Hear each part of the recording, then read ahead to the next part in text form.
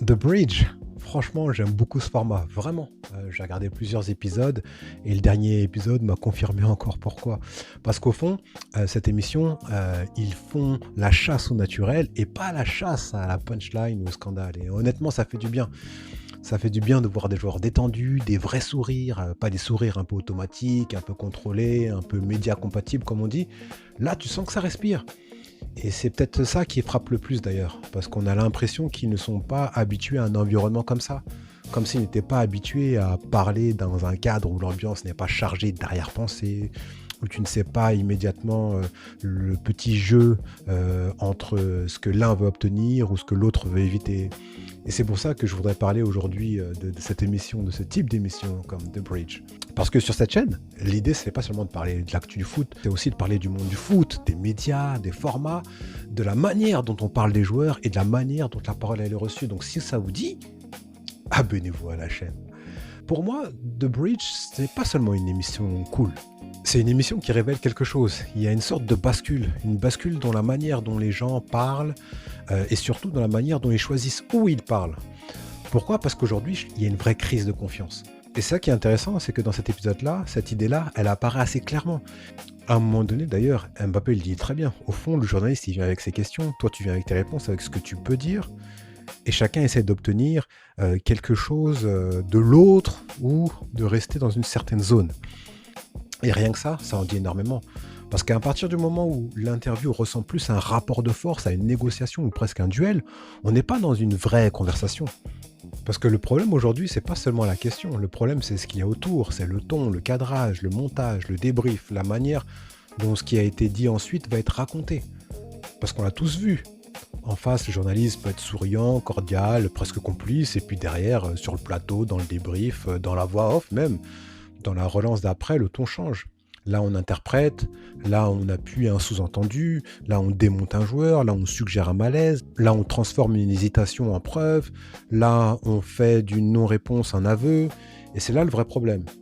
Le joueur, lui, il parle une fois, mais sa parole, elle peut vivre plusieurs vies. La version longue, la version coupée, la version commentée, la version débattue, la version reprise sur les réseaux. Et entre tout ça, le sens peut complètement glisser. Pendant très longtemps, et je pense que c'est encore très présent dans l'inconscient collectif, c'est la parole du journaliste, elle est perçue comme une parole neutre.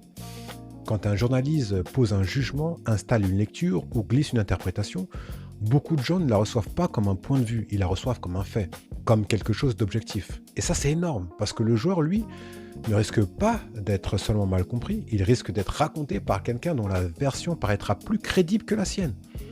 Et les joueurs, eux, ils voient les deux mondes. Ils voient ce qui se passe vraiment en coulisses et ils voient ce qui est raconté à l'extérieur. Ils voient les raccourcis, les décalages, ils voient parfois les pseudo-embrouilles inventées, les tensions exagérées, les lectures forcées.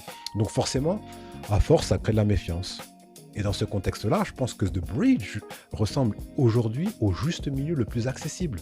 Alors c'est pas un format parfait, pas un format total, mais c'est un juste milieu.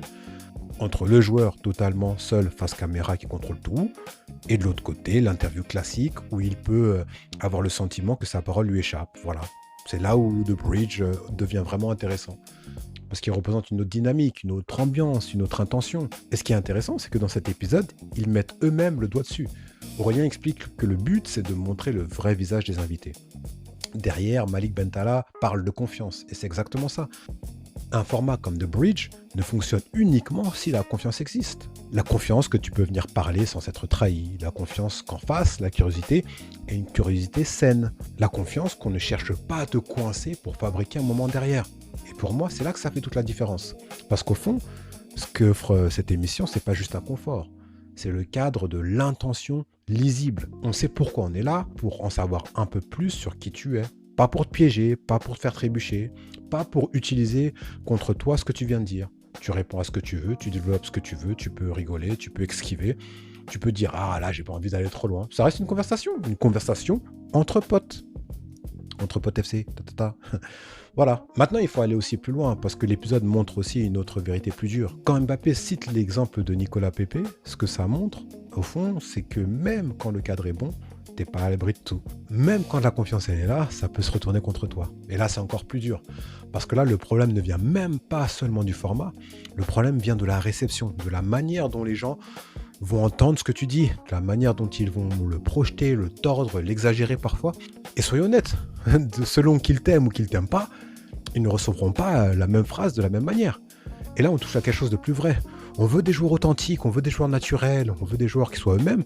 Mais est-ce qu'on les accepte vraiment quand ils le sont? Mais vraiment? Ou est-ce qu'on accepte seulement cette authenticité quand elle va dans notre sens? Parce qu'au fond, c'est peut-être ça le plus triste. Trop de transparence peut presque se retourner contre soi. Tu es plus libre, on te le reproche. Tu es plus spontané, ça choque. Tu sors un peu du cadre ultra maîtrisé et ça déclenche des réactions ultra hostiles. Donc oui, dans ce monde-là, je comprends les footballeurs. Je comprends pourquoi ils se disent, quitte à parler, autant le faire dans un endroit où au moins le point de départ est bon. Alors attention, ça ne veut pas dire que le format de Bridge est parfait, il faut être honnête. Il y a moins de contradictions, moins de frontalité, moins de confrontation directe. Donc non, ce n'est pas un format complet et ce n'est pas non plus un format qui doit remplacer tout le reste, à mon sens en tout cas. Mais la vraie question, n'est pas juste est-ce que le format est parfait. La vraie question, c'est qu'est-ce qu'on veut vraiment. Et c'est aussi pour ça que ce sujet me parle autant, parce qu'au fond, l'esprit de Bridge, c'est aussi quelque chose que j'aime pour cette chaîne. Entre potes, on parle de foot. Ça ne veut pas dire chercher le clash, ça ne veut pas dire chercher le trash, ça ne veut pas dire adopter un ton dénigrant envers les joueurs. On peut critiquer, on peut être exigeant, on peut ne pas être d'accord, mais on peut le faire sans mépris. Et ça, pour moi, c'est très important. Parce qu'il y a des tons que je n'utiliserai jamais.